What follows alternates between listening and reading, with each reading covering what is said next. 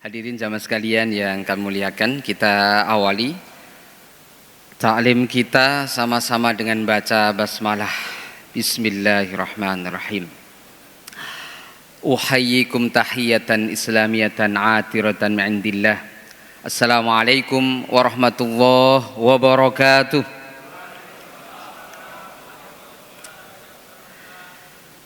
Alhamdulillahirabbil alamin. Alhamdulillahilladzi bi ni'matihi tatimmus shalihat. Asyhadu an la ilaha illallah wa asyhadu anna Muhammadan abduhu wa rasuluh. Ballagha risalah wa addal amanah wa nasaha ummah wa jahidu fillahi haqqa jihadih hatta taraka ummatahu ala mahajjatil bayda lailuha kanahariha la yazihu anha ba'dahu illa halik. Amma ba'd. Haddad bil karamin yang sama-sama kita muliakan, kita hormati seluruh pengurus Masjid Al-Hidayah. Semoga Allah senantiasa memberikan kemudahan untuk memberikan pelayanan terbaik sehingga Masjid Al-Hidayah ini semakin mendekatkan kita semuanya kepada Allah Rabbul Alamin. Dan para pengurusnya dimasukkan ke dalam surga Allah Subhanahu wa taala karena merawat rumah Allah, karena menjadi partner dari partner Allah Subhanahu wa taala di muka bumi ini. Kalau rumahnya Allah saja dirawat, nanti gantian Allah Subhanahu wa taala akan merawat, akan menjaga, bahkan akan memberikan reward jazaknya berupa surga Allah Subhanahu wa taala sebagaimana Allah abadikan dalam surat 9 surat At-Taubah ayat 18. Silakan nanti dilihat. Maka berbahagialah bagi jamaah sekalian dan saudara hadirin yang menjadi pengurus masjid dimanapun, termasuk Masjid Al-Hidayah. Hadirin jamaah sekalian yang dirahmati oleh Allah SWT, tema kita di sore hari ini adalah kita akan membahas satu ayat Al-Quranul Karim dalam surat 21 ayat 83, yaitu temanya kesungguhan, ya, itu ada kemudahan dari Allah Subhanahu wa taala. Hadirin sekalian yang dirahmati oleh Allah Subhanahu wa taala, dalam kesungguhan ada kemudahan dari Allah Subhanahu wa taala. Kenapa tema ini kami ambil dan kami sandingkan di dalam surat Al-Anbiya? Bahwa di dalam surat Al-Anbiya ini salah satu ayat yang mengkisahkan paling banyak nabi dan macam-macam itu nabi disebutkan. Ya, ada 16 kali disebutkan di dalam surat Al-Anbiya nama-nama nabi. Dalam surat Al-Qasas juga disebutkan, tapi kebanyakan Nabi Musa alaihissalam. Sampai 18 kali Nabi Musa disebutkan. Karena dalam Al-Quran paling banyak itu menyebutkan Nabi Musa alaihissalam.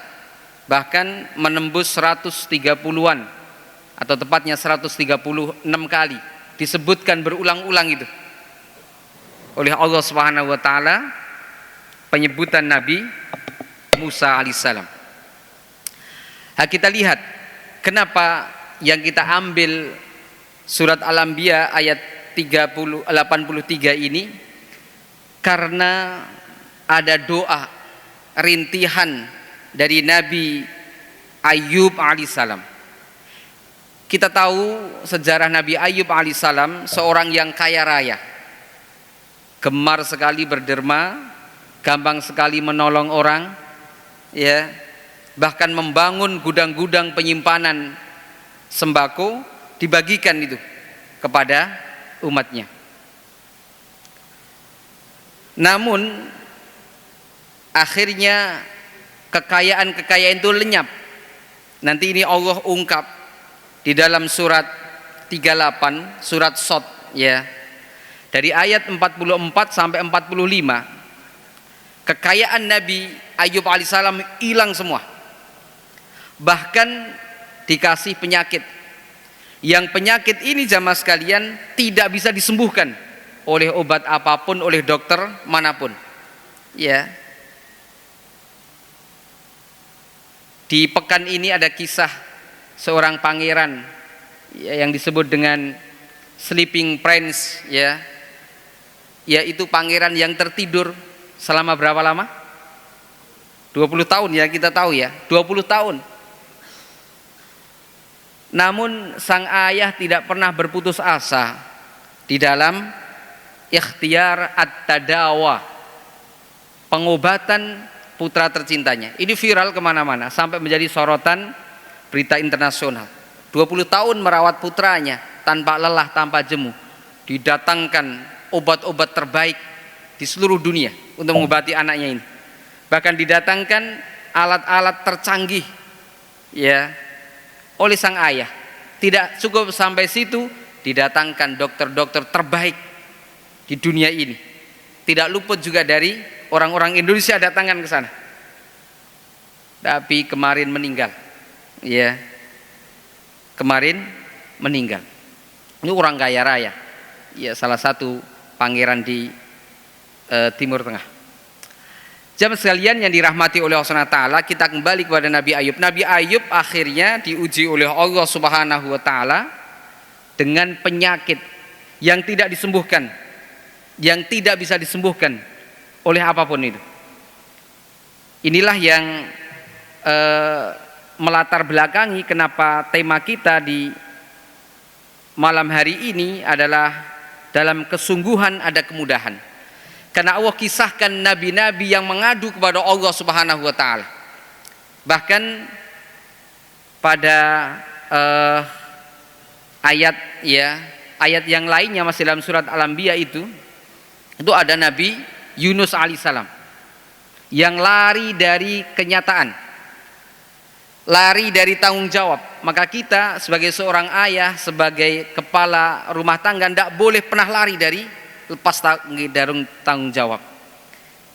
Karena amanah yang dibebankan, dipikulkan ke pundak kita ini akan dimintai pertanggungjawaban oleh Allah Subhanahu wa taala. Ya, dalam kisah Nabi Yunus alaihissalam, Nabi Yunus pergi itu ya lepas dari tanggung jawab. Ya, sehingga Allah Subhanahu wa taala malah mengujinya. Sampai logika manusia, bahkan logika Nabi Yunus sendiri tidak masuk akal itu. Bisa akan selamat karena dibuang di lautan ya. Kemudian dimakan oleh ikan. Dalam tafsirnya itu di malam hari. Atau dalam tafsir yang lainnya karena ikan masuk ke dalam palung lautan yang paling dalam sehingga gelap. Ya. Sehingga Nabi Ayub tidak memungkinkan bisa selamat dengan apapun saat itu. Ya. Nabi Ayub berserah diri kepada Allah Rabbul Alamin.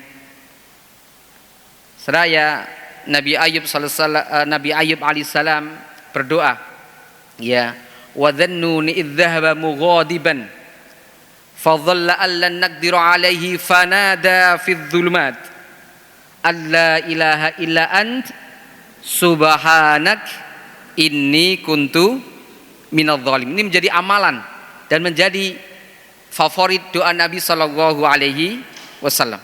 Bagi para santri ini amalkan kalau susah ngapal ya. Bagi kita seorang ayah punya problematika dalam masalah apapun itu, baca doa ini. Bahkan Ibnu Qayyim mengatakan baca doa ini di sepertiga malam yang terakhir, dibaca di dalam doa atau di dalam qiyamul lail. Ya. Silakan jamaah sekalian bisa dilihat ya dalam surat 21 dan dihafalkan ya. Sudah hafal saya kira ya jemaah sekalian, la ilaha illa anta subhanaka inni kuntu minadh dhalimin. Lihat ketika seorang hamba sudah sepasrah-pasrahnya berpasrah kepada Allah Subhanahu wa taala, Kemudian seorang hamba ini mentauhidkan Allah Subhanahu wa taala. Setelah itu dilanjutkan dengan mensucikan Allah Subhanahu wa taala. Ya. Kemudian dia mengakui kesalahan-kesalahannya. Dalam konteks sekarang taubat kepada Allah Subhanahu wa taala. Maka Allah Subhanahu wa taala langsung memberikan jawabannya. Fastajabna lahu wa najjaynahu minal gham wa kadzalika nunjil mu'minin.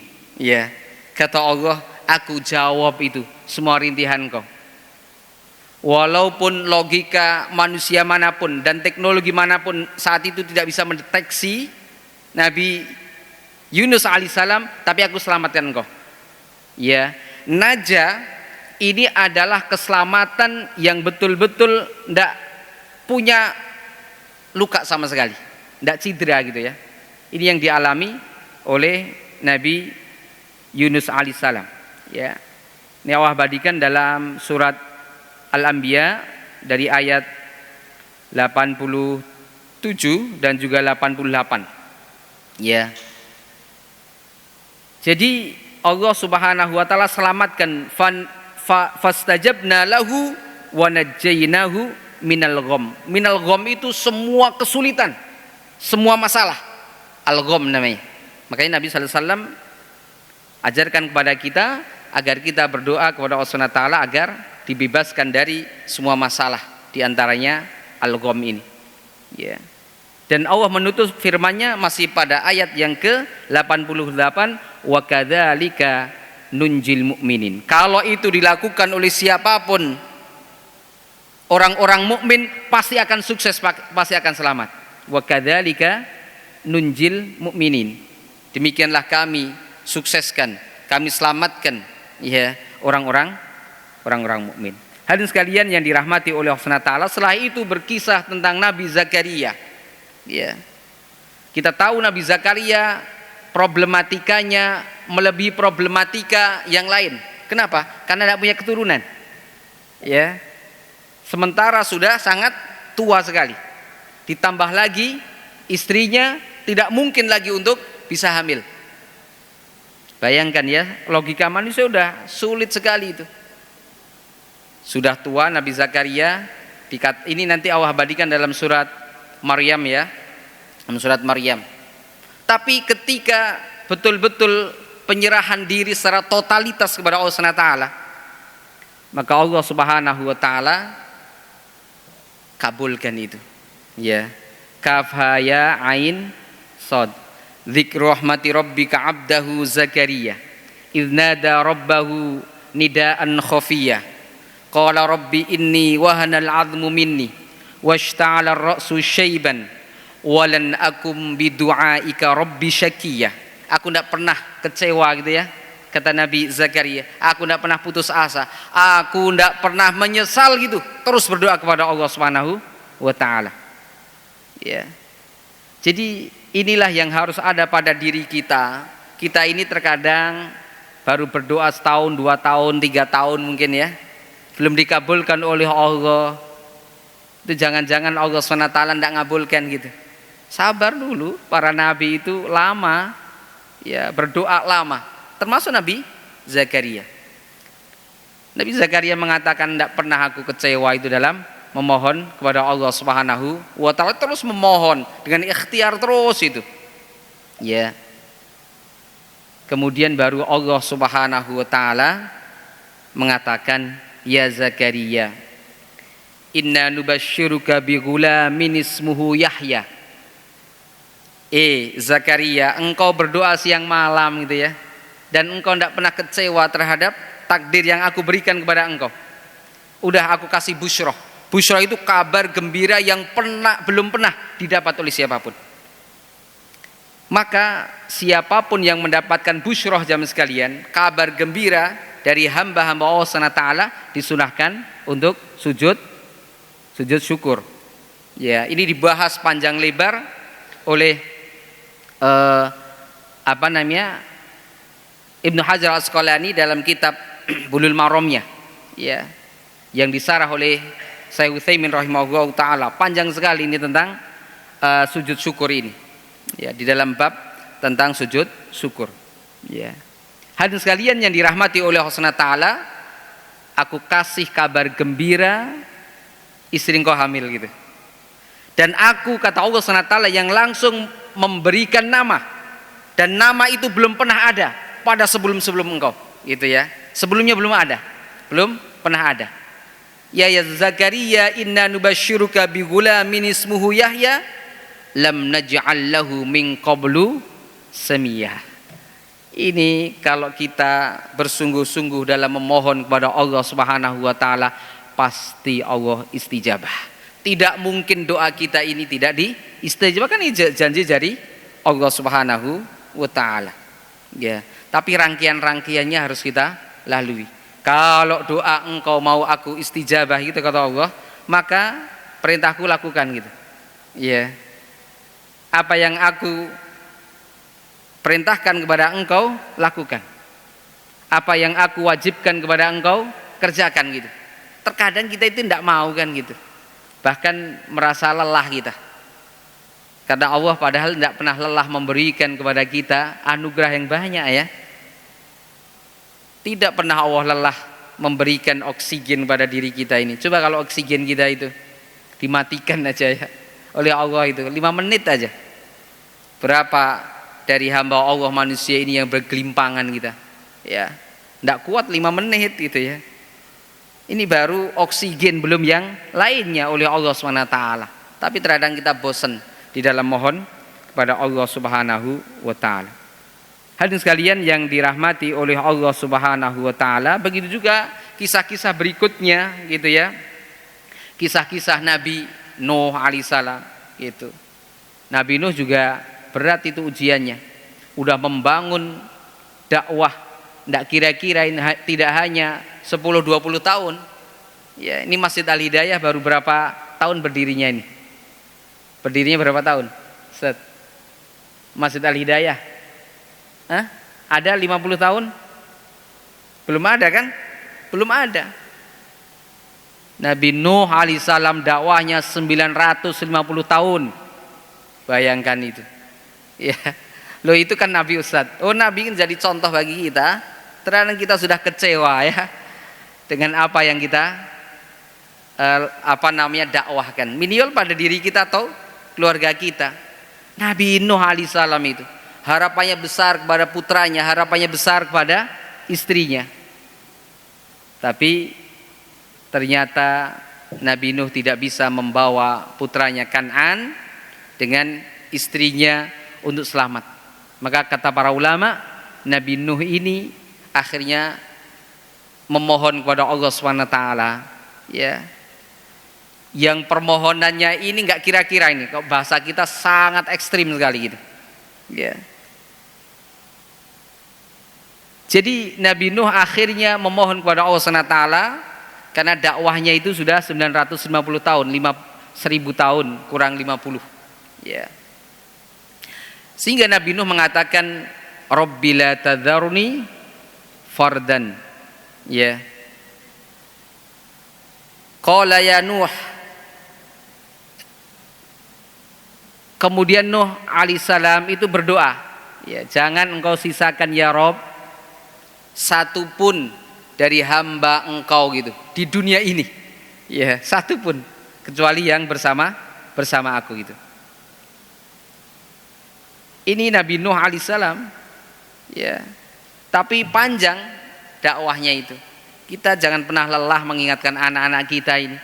Anak kita ini Ustadz, anak saya ini udah saya kasih tahu gitu ya. Berapa lama dikasih tahu? Iya kan? Atau berapa sering dikasih tahu? Nabi Nuh itu terus itu mengasih tahu anaknya itu. Walaupun akhirnya Nabi Nuh tidak bisa membawa putranya dan istrinya. Tugas kita hanya apa? Mengajak. Tugas kita hanya mengingatkan hidayah dari Allah Subhanahu wa taala, terus ingatkan. Ya. Hadirin sekalian yang dirahmati oleh Allah SWT, kita kembali kepada surat Al-Anbiya 83. Allah SWT berfirman wa ayyuba idnada rabbahu anni massanyad durru wa anta arhamur rahimin. Ini juga menjadi doa siapapun yang punya masalah sakit itu ya, yang menaun, amalkan doa ini diantaranya. Ya. Ada seorang yang mohon maaf ya stroke, kita sudah amalkan doa ini gitu. Tidak mungkin kira-kira 2 atau 3 bulan itu datang, udah sehat ternyata gitu, dengan izin Allah Subhanahu wa taala. Anni masanad durru wa anta arhamur rahimin. Ya. Jadi Nabi Ayub alaihissalam ini menjadi inspirasi bagi kita, dan Allah SWT ingatkan, dan ingatlah kisah Ayub. Ya, ini ketika Allah SWT berkisah pada Nabi Muhammad sallallahu alaihi wasallam.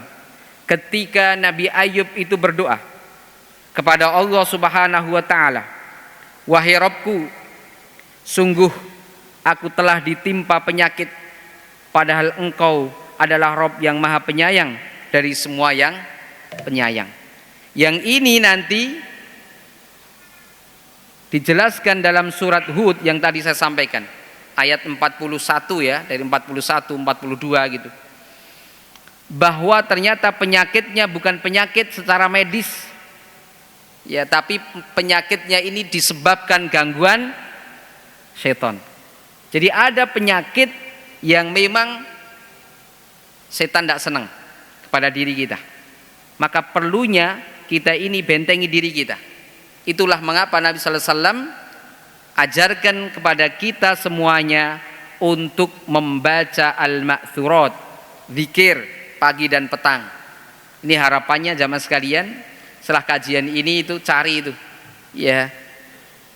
Walaupun mungkin sebagian saya yakin di sini sudah mengamalkan, tapi ini sebagai benteng diri kita. Bisa jadi ada orang yang iri, ada orang yang dengki, ada orang yang senang pada kita, diri kita. Itu buktinya Allah abadikan dalam surat kedua, surat Al-Baqarah 102 itu. Iblis itu senangnya mencerai-beraikan ya suami istri. Menjadikan dia ini bisa miskin. Kan Nabi Ayub dimiskinkan itu. Ya. Dicerai-beraikan antara istri-istrinya yang lain tuh. Sampai dalam kisahnya itu hanya satu istri yang namanya Rahmah atau Siti Rahmah. Ya. Walaupun akhirnya Siti Rahmah enggak berhasil juga di akhir, karena lelah ya mengasuh Nabi Ayub bertahun-tahun itu. Nabi Ayub enggak mau berdoa. Ya. Kenapa enggak mau doa? Karena Nabi Ayub malu kepada Allah Subhanahu wa taala. Aku ini dikasih fasilitas super mewah, super lux ya di dunia ini berpuluh-puluh tahun. Kata Nabi Ayub, aku malu minta kepada Allah Subhanahu wa taala gitu. Inilah Nabi Ayub alaihissalam, ya, sakitnya menjadi ladang amal soleh dan ibadah. Bertahun-tahun itu. Habis semua hartanya, tidak hanya hartanya habis, anak-anaknya meninggalkan, istri-istrinya meninggalkan, hanya ada satu, istrinya dalam tafsirnya itu yang tadi disebut dengan Siti Rahmah, ya, atau Sayyidah Rahmah kalau orang Arab menyebutnya demikian. Ya, diusir itu akhirnya, ya, diasingkan. Sampai akhirnya jamaah sekalian Nabi Ayub ini ditinggalkan. Ya. Dalam tafsir yang lain, Rahmah ini, istri Nabi Ayub ini menjual rambutnya karena punya rambut terbaik. Itu ya. Karena untuk menghidupi itu. Sampai kerja di mana-mana itu, dalam tafsirnya itu bayangkan yang sang istri menggantikan kewajiban seorang ayah. Ini seorang ayah wajib hukumnya memberikan nafkah lahir dan batin. Allah abadikan dalam surat 2, surat Al-Baqarah. Nanti silakan dilihat, wajib nih.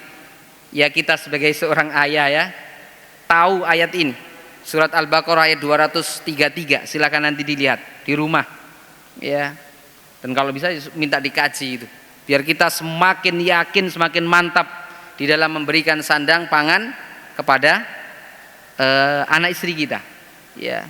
Hadirin sekalian yang dirahmati oleh Allah SWT, kemudian Rahmah ini dalam hatinya udah pergi aja gitu ya, mencari ma'isyah untuk menghidupi dua-duanya. Sampai Nabi Ayub saat itu butuh, kemana istriku itu ya. Yang Nabi Ayub itu sakitnya udah sangat parah sekali, sampai orang-orang juga tidak mau menjenguknya gitu, karena saking parahnya. Sampai istrinya meninggalkan. Kemudian saat sudah tidak bisa meminta kepada manusia, barulah Nabi Ayub alaihissalam minta kepada Allah Subhanahu wa taala. Tapi sebelum meminta ini, dia punya nazar, istriku tidak ada di sampingku. Ya. Pokoknya nanti kalau aku sembuh, aku mohon kepada Allah Subhanahu wa taala. Kemudian aku sembuh dan istriku pulang, aku bernazar, aku akan pukul istriku itu berapa? Sebanyak 100 kali. Ya. Aku akan pukul istriku itu sebanyak 100 kali. Benar. Akhirnya memohon kepada Allah Subhanahu wa taala. Jamaah sekalian, setelah mohon kepada Allah Subhanahu wa taala, kemudian Allah perintahkan kepada Nabi Ayub alaihissalam untuk memukulkan ya sebagian dari tubuhnya untuk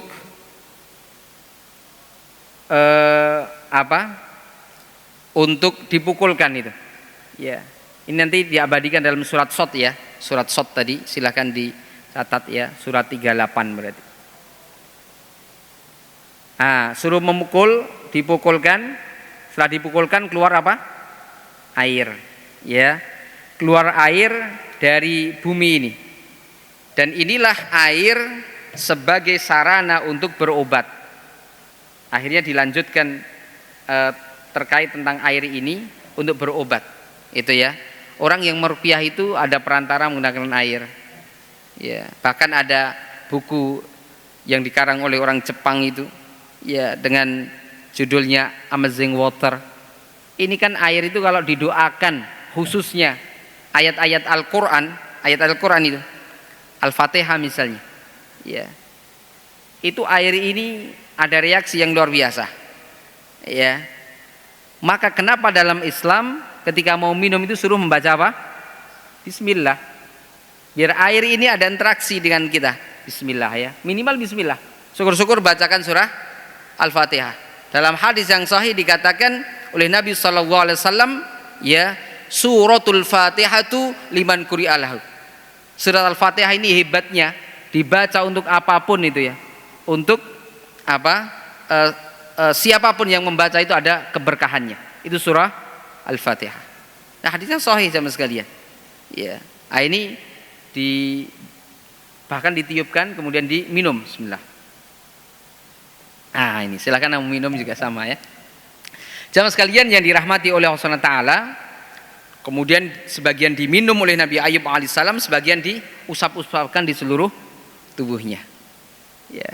Sampai akhirnya Nabi Ayub alaihissalam dikembalikan ya pada aslinya, ya ganteng gitu ya.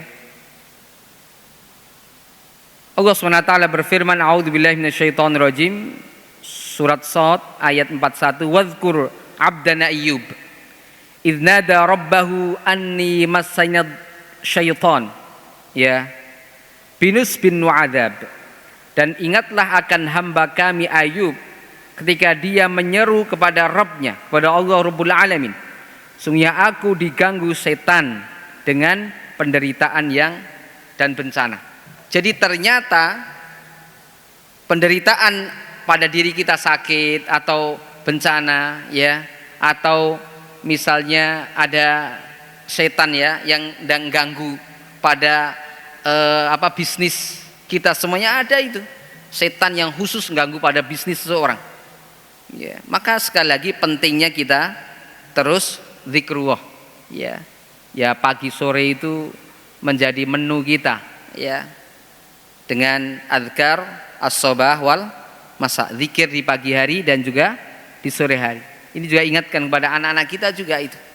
Ya, apalagi sekarang zaman-zaman yang banyak fitnah ya. Perlu itu. Nabi pun kena sihir. Nabi loh. sallallahu alaihi wasallam. Disihir oleh seorang Yahudi namanya Labib bin Asom. Ya, ini saya ingatkan juga khususnya bagi istri-istri kita ya, atau kita sendiri yang sering pergi ke salon gitu ya, pedikur minikur gitu ya. Ini kuku-kukunya itu kalau bisa kumpulin itu. Dalam ajaran Nabi sallallahu alaihi wasallam kuku kita dipotong itu ada aturannya, nggak langsung dipotong semua, enggak. Ya. Dari jempol kita ya, ibham ya, kemudian binsir, hinsir gitu ya. Ini ada aturannya gitu. Lihat itu. Ya sekarang gampang, tinggal menurut sunnah Nabi memotong kuku itu dari jari yang mana. Nah, itu diajarkan ini. Karena ada buatan itu kecerdasan buatan, tanya pada AI GPT itu. Luar biasa sekarang. Ya, gitu. Nah, itu tidak boleh sembarangan ya. Kalau bisa dibungkus dan dikuburkan. Rambutnya juga sama. Nah, rambut Nabi saat itu jatuh, diambil itu oleh Labid bin Asom, kemudian disihir.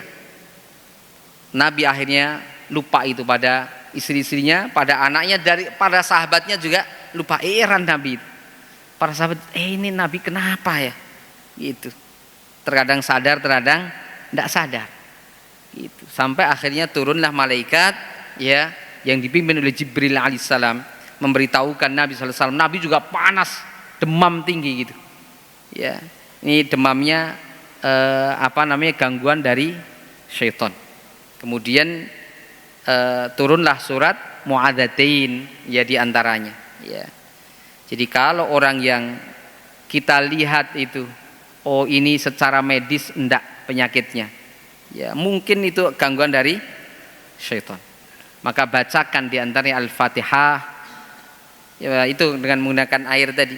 Kalau bisa sendiri itu bagus, tapi kalau enggak bisa sendiri maka bantuan orang lain juga boleh ya, gitu.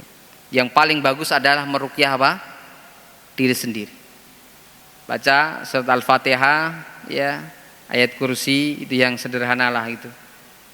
Al-Ikhlas 3 kali, Al-Falaq 3 kali, An-Nas 3 kali, kemudian tiupkan gitu. Diminumkan. Gitu. Ternyata Nabi Ayub alaihissalam itu disihir oleh setan ya.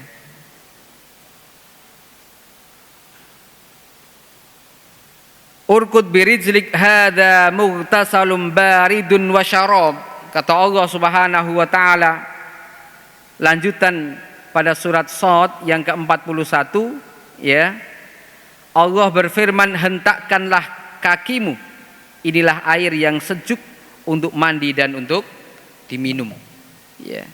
Makanya ada air ya, sekali lagi air ini sumber kehidupan ya. Nanti mungkin di akhir-akhir zaman diantaranya perang rebutan air gitu ya, rebutan air. Sekarang air juga sudah diswastanisasi, harusnya air itu gratis. Ini dalam hadis yang sahih yang disebut al-kalala ya, gratis, tidak boleh itu diswastanisasi itu ya. Di antaranya al-kalala itu air ya, petrol itu BBM itu ya, harusnya dikuasai oleh negara, kemudian diberikan tuh free, gratis ya. Listrik al-kahruba ini dalam konsep ekonomi Islam ya, itu dikuasai oleh negara dan diberikan kepada rakyatnya itu. Ini dalam hadis Nabi sebutkan namanya al-kalala itu. Ada 3 diantaranya itu ya. Air, kemudian petrol ya, petrol itu BBM itu bahan bakar minyak, kemudian al-kahruba, listrik kayak ini harus gratisin tuh ya. Ini ya, padahal sudah ada undang-undangnya di kita itu ya. Hadirin sekalian yang dirahmati oleh Allah SWT, ini adalah Nabi Ayub alaihissalam. Maka ayo, siapapun yang punya problem, yang punya masalah ya, jamaah sekalian, jangan pernah putus asa, terus mohon kepada Allah Subhanahu wa ta'ala, karena dalam permohonan kita itu ada pahala besar di sisi Allah Subhanahu wa ta'ala ya. Para nabi dan rasul itu menerapkan 2 hal ya. Para nabi dan rasul ketika mendapatkan kenikmatan senantiasa bersyukur, dan ketika diberikan oleh Allah SWT berupa ujian-ujian dia bersabar. Ini resep paling mujarab ya saat ini yang kita harus lakukan. Dua-duanya ini hanya ada, kata Nabi, pada orang mukmin saja, tidak ada pada yang lain. Diuji dengan berbagai macam kenikmatan dia bersyukur, dan diuji dengan berbagai macam kesulitan dan problematika hidup dia bersabar. Ya, makanya menjadi ajib itu. Ajib itu bahasa Arab. Ini namanya ajaban likulli mri'in mu'min kan. Menakjubkan semua urusan orang-orang mukmin itu. Ya, saya kira demikian karena sudah Isya, jamaah sekalian. Mari kita ambil hikmah yang luar biasa dari kisah Al-Qur'an ini ya, karena Al-Qur'an ini lebih dari 70% berkisah. Ya, agar kita ini senantiasa mencari kisah-kisah inspiratif di dalam Al-Quran. Mari tidak hanya kita baca Al-Quran, tapi kita juga harus tadabburi, sehingga Al-Quran ini persis seperti buah utrujah gitu. Dibaca, kemudian kita tadabburi, kita amalkan. Buah utrujah ini ada di Arab itu ya, seperti buah pir, tapi lebih gede lagi. Itu wangi, sudah wangi, apa? Manis. Ya, silakan yang mau bisnis buah utrujah di Indonesia mungkin laku itu, laku ya, keras ya. Saya kira demikian jamaah sekalian karena sudah Isya, mudah-mudahan bermanfaat. Hadana wa iyyakum ajma'in. Kita akhiri dengan doa majelis. Subhanaka wa bihamdika asyhadu an la ilaha illa anta astaghfiruka wa atubu ilaik. Wassalamualaikum warahmatullahi wabarakatuh.